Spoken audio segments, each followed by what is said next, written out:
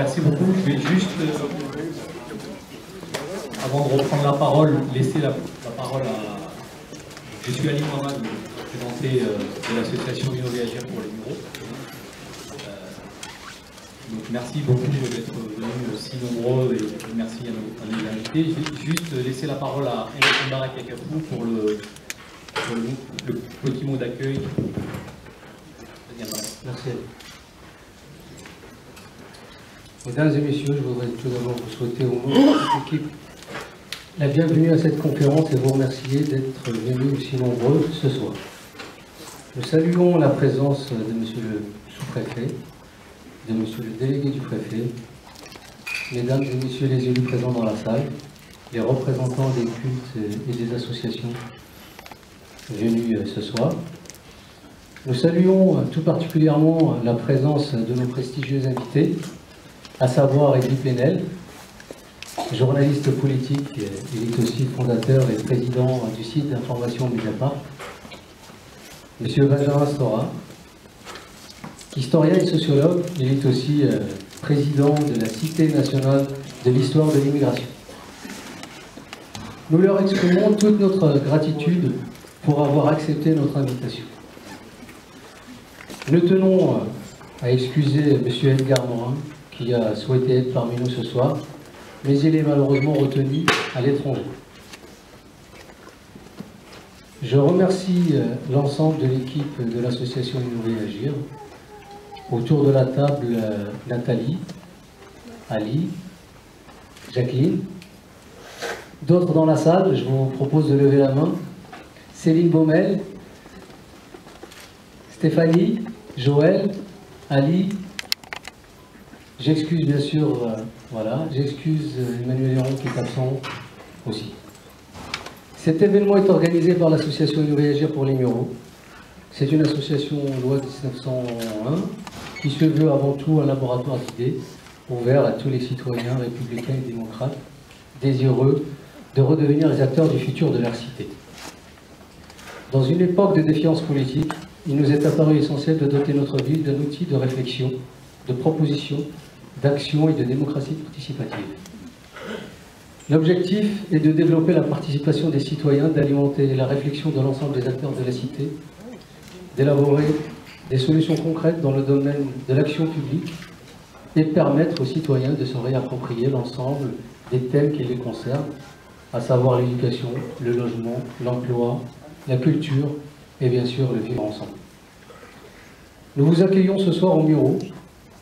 Notre ville est souvent la cible de reportages et d'articles réducteurs, voire caricaturaux. Or, ce soir, c'est à un tout autre niveau que la réflexion sur la vie au Mureaux va se situer. Car les Mureaux est une ville à dimension humaine, particulièrement attachante. Une ville riche de sa jeunesse et de sa diversité. Une ville qui a beaucoup d'atouts dans les domaines sportifs, culturels et économiques. Une ville où le mot solidarité trouve un sens.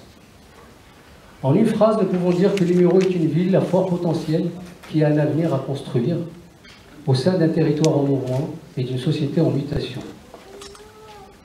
Alors même que la problématique de l'éducation aux Mureaux est réelle. C'est pourquoi, depuis le début de l'année, nous avons mené un certain nombre d'actions dans le domaine de l'éducation. Le 16 avril dernier, dans cette même salle, un bilan d'étape sur nos travaux et nos réflexions a été fait à l'occasion d'une réunion publique rassemblant des citoyens nombreux et intéressés. Nous pensons en effet que l'éducation est un enjeu majeur pour la jeunesse muriotique. Elle prépare l'enfant à s'intégrer dans une société de plus en plus exigeante. Une éducation performante permet aux individus de mieux appréhender les problèmes auxquels est confrontée la société. L'éducation en un mot est la clé de voûte du vivre ensemble. Dans la continuité des objectifs de l'association Innover Agir pour les Mureaux, nous avons souhaité organiser cette conférence ce soir comme un temps de réflexion et de débat sur la question du comment mieux vivre ensemble. Au vu du contexte local, les Mureaux est une ville où la diversité sociale, culturelle, prend une dimension, culturelle aussi, on ne l'exige pas, prend une dimension cruciale, où les questions de l'éducation et de la citoyenneté sont majeures. Partant de ce constat, Le choix de ce thème s'est imposé de manière assez naturelle, dans une continuité cohérente de nos réflexions. Mesdames et messieurs, nous souhaitons que cette conférence soit riche de réflexions et d'échanges, qu'elle puisse nous apporter l'éclairage nécessaire à la compréhension du sujet et nous projeter vers des perspectives porteuses d'avenir et de fraternité. Pour conclure, je vous dirai bonne conférence et merci de votre attention.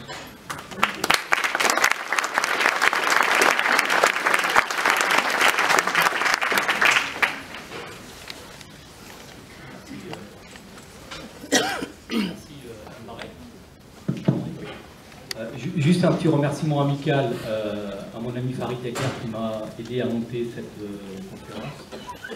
Il ne pouvait pas être là aujourd'hui, il était aussi à l'étranger. Pour vous présenter un petit peu nos invités, un peu plus en détail, donc Edu Penel, à ma droite, bien connu journaliste né à Nantes, en France martiniquaise, jeunesse algérienne, journaliste depuis près de 40 ans, d'abord au Monde, de 80 à 2005, où il fut directeur des rédactions, et cofondateur et directeur de Mediapart, journal en ligne indépendant et participatif, lancé en 2008. Auteur d'une vingtaine d'ouvrages, dont les 3 derniers sont Le droit de savoir, Dire non et Pour les musulmans.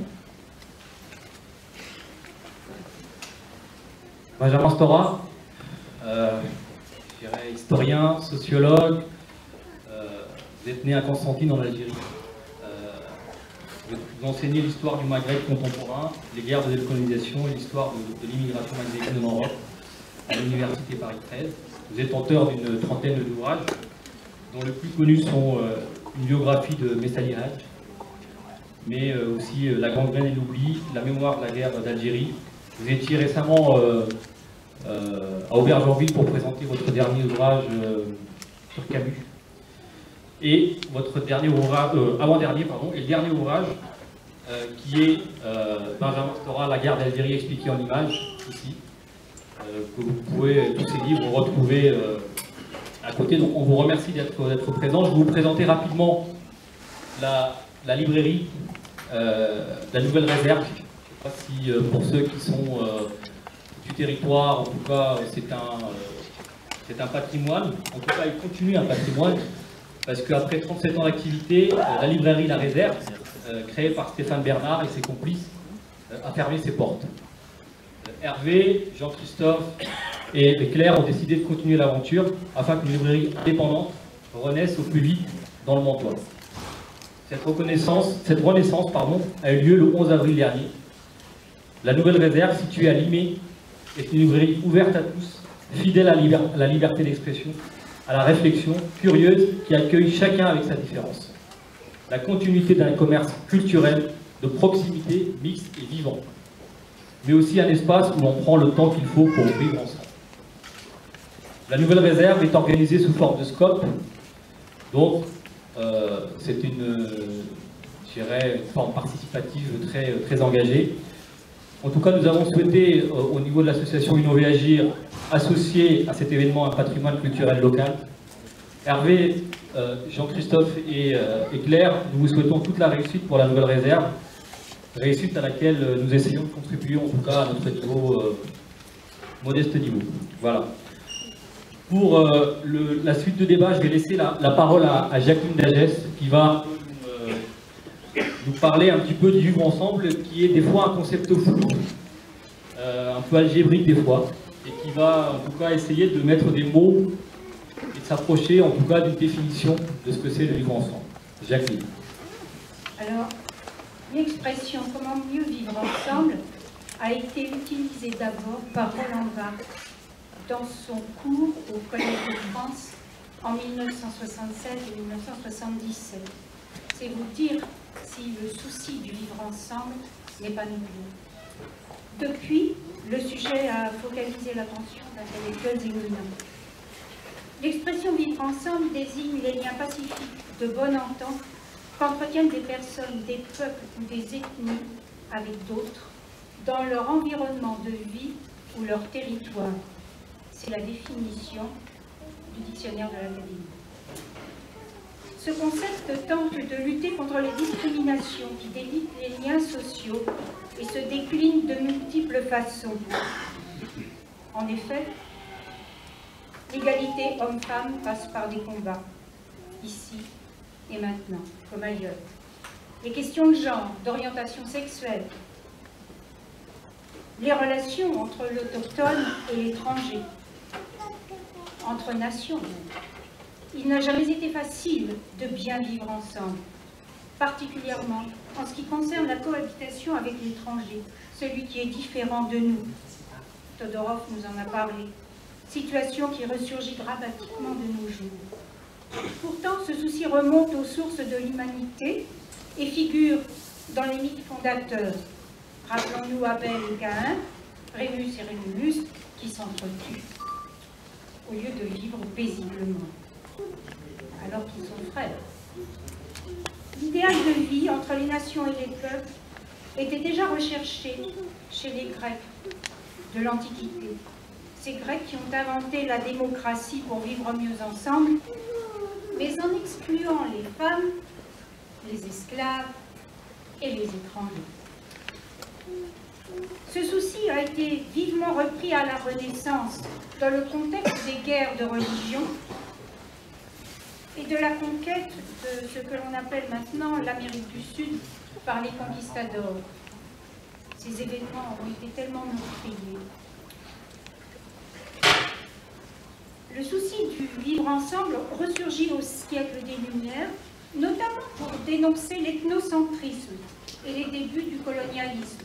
Pensons à nos philosophes. Ce vivre ensemble a souvent été compromis par le racisme et l'apartheid. Pensons au nazisme et ses résurgences actuelles. Il a été compromis par les guerres en Afrique, au Moyen-Orient, encore maintenant. Il est compromis par la remise en question des droits de l'homme un peu partout. Et tout cela entraîne les drames de l'exil, de l'exode, de l'immigration. Les esprits se sont élevés pour lutter contre ces discriminations et pour rechercher une cohabitation paisible, garante de la cohésion sociale, notamment en France. Cette préoccupation s'est traduite par des débats repris à l'Assemblée nationale qui ont abouti à des lois que doivent respecter toutes les personnes vivant sur le territoire français, que ce soit des citoyens français ou nous. Ces lois qui restent parfois à parfaire sont difficiles à mettre en œuvre. Qu'il s'agisse du combat contre les violences faites aux femmes, du combat contre l'homophobie, contre la xénophobie, le racisme, la discrimination, sous quelque prétexte que ce soit. Combat pour la laïcité également. Je ne fais que citer quelques exemples, bien entendu. L'Europe partage en partie ce souci, puisque le Conseil de l'Europe, en 2011, a commandé une étude sur le vivre ensemble.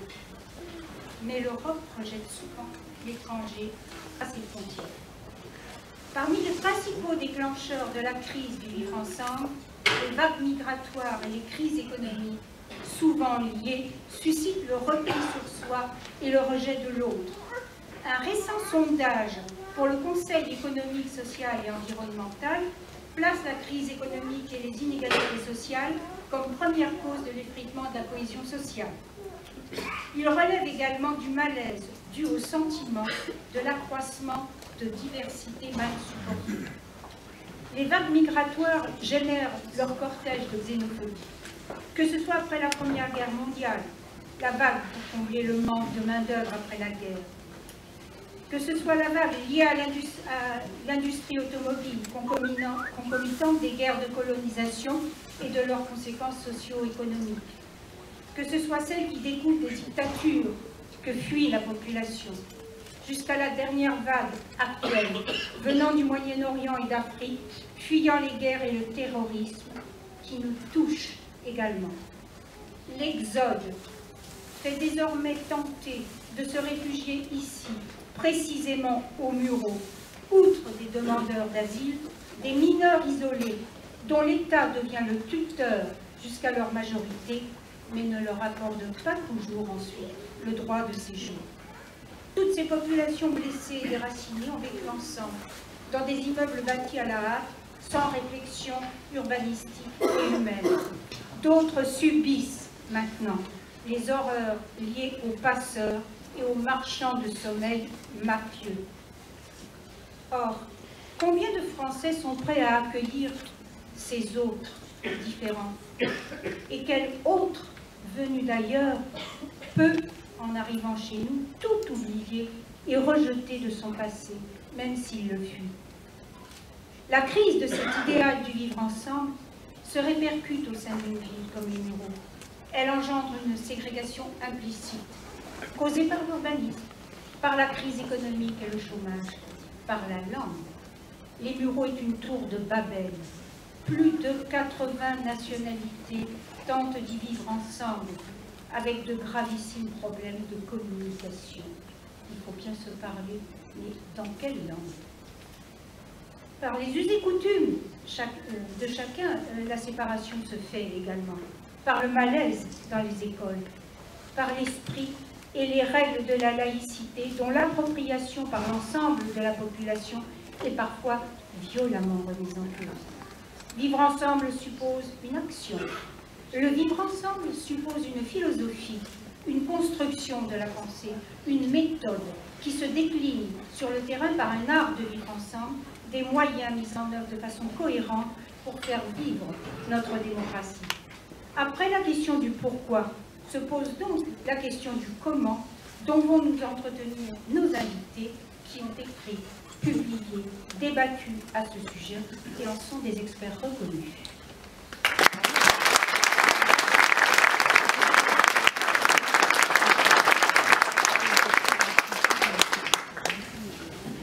Merci Jacqueline pour cette introduction. Pose en tout cas les éléments du débat. On va donc laisser la parole à nos brillants invités et on va en fait, cette soirée va être organisée en deux temps. Un premier temps sur lequel on va essayer en tout cas avoir les éclairages de nos invités sur un niveau national, c'est-à-dire comment au niveau national on a ces aspects du vivre ensemble, comment ça se traduit, comment se traduit cet effritement, pour eux quelles sont les conséquences et surtout quels en sont les moyens d'action pour améliorer ça. Et un deuxième temps, donc après ce premier temps il y aura un échange avec vous, qui ne sera pas très long mais on va essayer de le faire. Et dans un deuxième temps, on va essayer de se focaliser sur des territoires, c'est-à-dire comment nous acteurs locaux, comment les acteurs politiques, associatifs, des habitants, des citoyens concrètement, dans les villages, dans les villes, dans des zones périurbaines, qu'est-ce qu'on peut faire nous concrètement, localement, pour améliorer ce vivre ensemble et ne pas attendre que des grandes réformes arrivent au niveau national pour qu'elles soient déclinées localement. Donc je vais commencer par monsieur Edoui Plenel qui va nous expliquer un petit peu déjà, pour lui, quelles sont en tout cas les valeurs, les aspects qui composent le vivre ensemble et comment vous expliquez-vous, par votre vision, le relatif effritement de ce vivre ensemble, comment améliorer, sur quel levier agir. Bonsoir à tous, à toutes et tous, et essayer de répondre à l'ordre du jour tout en ayant un embarras. Je pense que vous savez tous, mieux que Benjamin Stora ou moi, la réponse à comment vivre ensemble ici même aux Mureaux. Et il y aurait une grande prétention de notre part à venir ici expliquer comme des sortes de grands frères qui prendraient la population des Mureaux par la main comment faire face aux situations auxquelles vous êtes confrontés. Notre apport ne peut être qu'un apport de citoyens au même titre que vous. Participez à notre réflexion commune où nous sentons bien que nous sommes dans un moment où il va nous falloir inventer collectivement, et c'est le sens d'une réunion comme celle de ce soir, des réponses à la place de ceux qui prétendent nous représenter et qui ne sont pas forcément au rendez-vous de ces réponses. Il faut que la société retrouve sa parole, retrouve sa conversation collective, retrouve son imagination délibérative pour trouver des réponses qui nous évitent d'aller vers des abîmes, et notamment celui de la guerre de tous contre tous, des identités contre d'autres identités, des appartenances contre d'autres appartenances, des origines contre d'autres origines, des religions contre d'autres religions. Je ne crois pas qu'en profondeur, le peuple de ce pays ne sache pas comment vivre ensemble. En revanche, je pense que depuis une trentaine d'années, des politiques, par idéologie, ou des politiques par faillite, minent ce vivre ensemble, nous mettent en guerre les uns contre les autres, jouent sur nos peurs et sur nos haines. Il y a évidemment des difficultés objectives à faire ce chemin que décrivait Madame, qui est au cœur du chemin de l'humanité, qui est tout simplement, et toutes les cultures, toutes les croyances le savent, que l'on ne trouve sa propre humanité qu'en allant vers l'autre, qu'en faisant ce mouvement vers l'autre. Que plus on se replie, plus on piétine, plus on reste enfermé, figé, plus on se déshumanise. Mais pour faire ce chemin, encore faut-il ne pas être entravé par des réalités objectives.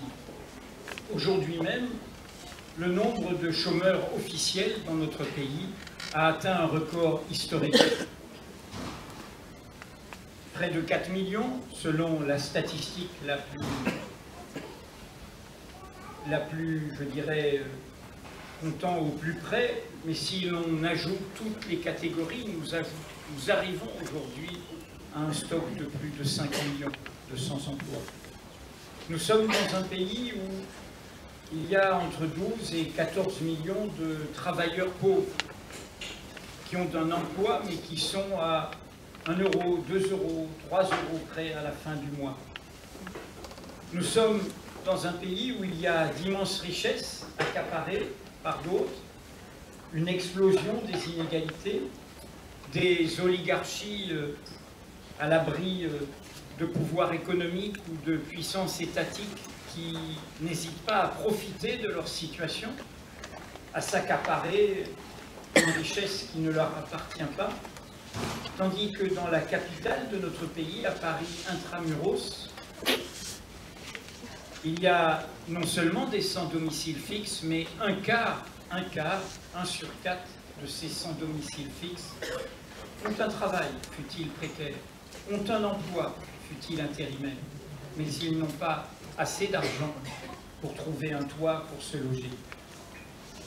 Alors la question à laquelle nous pouvons contribuer, Benjamin Stora et moi, c'est comment n'arrivons-nous pas à faire bouger cela? Car face à ces défis sociaux, économiques, écologiques, européens, internationaux, on va sans doute parler du cimetière marin qu'est la Méditerranée. La question, c'est inventer des réponses, arriver à faire face, ne pas être comme si c'était une fatalité qui nous tombait dessus et qu'on n'y pouvait plus rien, sortir de ce que l'on nous ressasse dans les médias dominants et dans les discours politiques, qui est ce discours de la crise, comme une fatalité à laquelle on devrait se plier, et non pas comme des réponses que nous devrions ensemble inventer, car on est plus intelligent à plusieurs pour y faire face. Il y a eu une pédagogie de la démobilisation. Après, les politiques se plaignent qu'il y ait de l'abstention, qu'il y ait moins de monde dans leur parti, alors qu'il y a du monde dans toutes les réunions citoyennes. Mais c'est le produit d'une politique où on a dit au peuple, nous savons mieux ce qui est bon pour toi, et nous allons le décider d'en haut, au point très souvent de faire l'inverse une fois élu que ce que l'on a promis en campagne électorale, au point de faire des campagnes électorales pour être élu au nous collectif, et une fois élu de gouverner au jeu de l'appropriation et du pouvoir personnel. Et donc, mon intervention voudrait souligner les leviers qui sont à notre disposition. D'une certaine manière, dans les temps difficiles que nous vivons, nous sommes tous requis, et votre association en témoigne. Il y a une vertu de l'exemplarité personnelle, de l'engagement personnel, des réponses personnelles. On ne va pas attendre que d'autres aient la réponse à notre place. Donc, redonner sens au vivre ensemble, c'est inventer ces réponses collectives. C'est retrouver, au fond, un idéal. Car, Madame l'a dit tout à l'heure, tous les droits que nous avons conquis, ou qui sont parfois remis en cause, ont été le fruit de luttes, ont été le fruit de combats collectifs, où justement on se retrouvait autour des causes communes. Peu importe ce que tu crois, peu importe d'où tu viens, peu importe quelle est ta religion, ce qui m'importe, c'est ce que nous allons défendre ensemble, là où nous habitons, là où nous travaillons, là où nous vivons. Alors quelles sont ces causes communes? Reprenons notre devise républicaine et ne la faisons pas comme une réalité morte. Faisons-la vivre, redonnons-lui tout son sens, liberté, égalité, fraternité. Quel est le mot essentiel dans cette devise? La liberté, après tout, c'est aussi la liberté de s'enrichir, donc de créer des inégalités. La tentation de l'égoïsme marchand économique. La fraternité, c'est la possibilité parfois de choisir ses frères, donc d'en exclure d'autres, d'en préférer certains à d'autres. Donc quelle est la devise, le mot-clé de cette devise qui lui donne sa dynamique, qui en fait un mouvement? C'est le mot égalité, évidemment, qui est à l'origine de la promesse républicaine comme idéal démocratique et social. Nous naissons libres et égaux en droit. Nous ne sommes pas assignés par notre naissance à l'immobilité, par notre condition, par notre absence de diplôme. Nous avons des droits. Nous avons des droits à conquérir des droits. Nous sommes tous différents, mais nous sommes égaux dans cette dynamique-là qui conquiert, qui incarne, qui permet de réaliser la citoyenneté. La citoyenneté, ce n'est pas une passivité, c'est cet engagement-là. Et donc cette question de l'égalité, elle est essentielle comme imaginaire aujourd'hui face aux forces de l'ombre qui gagnent, qui elles sont du côté, depuis tout le temps, dans leur laboratoire idéologique, dans leur déclinaison politique de l'inégalité. L'extrême droite, dans la tradition française, c'est une famille politique qui pense que nous naissons, non pas libres et égaux en droit, mais que nous naissons inégaux. Qu'il y a une hiérarchie naturelle, que les hommes sont supérieurs aux femmes, que des civilisations sont supérieures à d'autres, que des religions sont supérieures à d'autres, que des peuples sont supérieurs à d'autres, que des nations sont supérieures à d'autres. Ce fut au cœur de la catastrophe européenne, de guerres mondiales, des génocides, des crimes contre l'humanité, la haine de l'autre, au cœur de la civilisation, au cœur, cette barbarie, au cœur de sociétés développées et néanmoins devenues aveugles à elles-mêmes, à leur part d'humanité. Et donc, cette question de l'égalité est essentielle.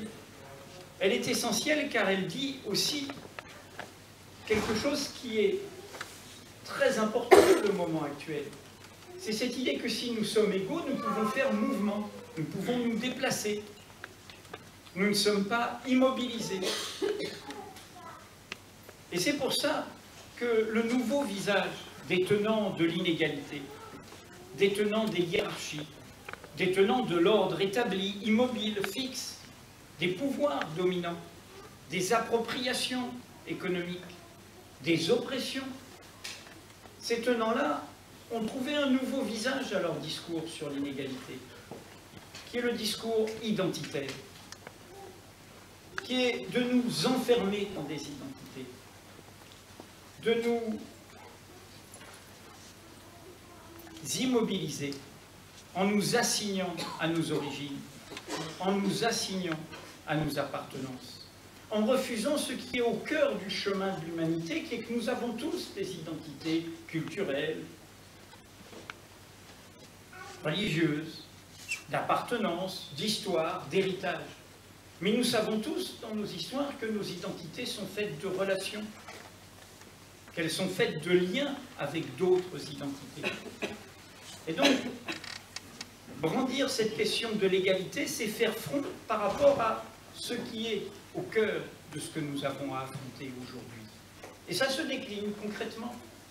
L'égalité dans le travail, l'égalité dans le logement, l'égalité dans l'accès aux droits, l'égalité entre les hommes et les femmes, l'égalité entre les religions, l'égalité entre les croyants, l'absence de hiérarchie, l'absence de diffusion comme une évidence, car c'est ce à quoi on essaye de nous accoutumer pour des inégalités.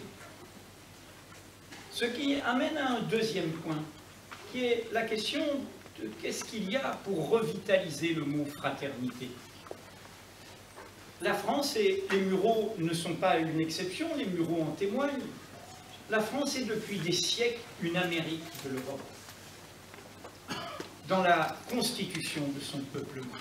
Ce fut vrai même au cœur de l'Hexagone par rapport au tiers-monde de la France qui était par exemple la Bretagne, pays vu comme inférieur, analphabète, conflit d'obscurantisme religieux, qui ne parlait pas la langue et qui arrivait comme une masse pour être exploité à la ville. Les Mureaux ont connu, comme c'est vrai en Seine-Saint-Denis aussi, une immigration bretonne. C'est une longue histoire dont témoignent les immigrations européennes, dont témoignent dans leur diversité les immigrations méditerranéennes, africaines et tous les outre-mer qui ont constitué ce pays, qui ont fait sa richesse. Quel est notre problème aujourd'hui?